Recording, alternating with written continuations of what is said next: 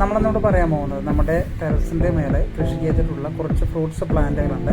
അതൊക്കെ നമ്മുടെ ഈ വേനൽക്കാലഘട്ടത്തിൽ നന്നായി പൂത്ത് കായൊക്കെ പിടിച്ച് വരുന്നുണ്ട്. നമ്മളെല്ലാം ചെറിയ പോട്ടുകളിലായിട്ടാണ് നമ്മുടെ ഈ ഫ്രൂട്ട്സ് പ്ലാന്റുകളെല്ലാം വെച്ചിരിക്കുന്നത്. കണ്ടോ, ഏകദേശം ഏറ്റവും ചെറിയ ഒരു പോട്ടുകളിലാണ് ഈ മാവ് വെച്ചിരിക്കുന്നത്.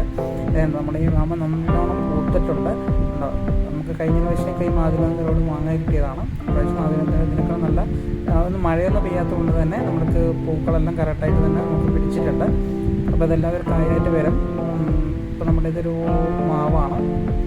അതേപോലെ തന്നെ നമുക്ക് ചാമ്പയും ഇതേപോലെ വന്നിട്ടുണ്ട്. കാണിച്ചു തരട്ടോ അതൊക്കെ.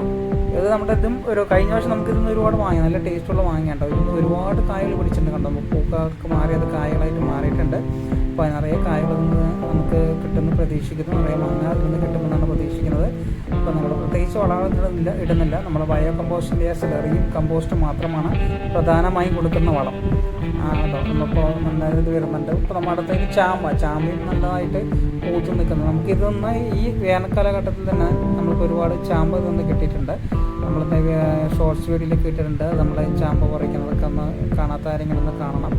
ഇപ്പോഴും അതിൻ്റെ രണ്ടാമത്തെ പൂക്കളാണ് ഇപ്പോൾ നമ്മൾ കണ്ടുകൊണ്ടിരിക്കുന്നത്. ഇത് നമുക്ക് കായായിട്ട് വരുന്നതായിരിക്കും. അപ്പോൾ ഒരെണ്ണം അവിടെ നമുക്ക് കായ പിടിച്ച് നിൽക്കുന്നുണ്ട്. കണ്ടോ, ഒരുപാട് ഒരു 10 നമുക്ക് നിന്ന് ഫസ്റ്റ് ഉറപ്പായി കിട്ടിയിട്ടുണ്ട്. ഇപ്പോൾ ഇതിൽ നിന്ന് ഒരുപാട് കായകളൊക്കെ വരുന്നേ ഉള്ളൂ. ചാമ്പയുടെ നമ്മൾ 2 പോട്ടുകളിലായിട്ടാണ് 2 ചാമ്പ വെച്ചിരിക്കുന്നത്. 2 ചാമ്പയും നന്നായിട്ട് തന്നെ നമുക്ക് പൂത്ത് നിൽക്കുന്നുണ്ട് കേട്ടോ.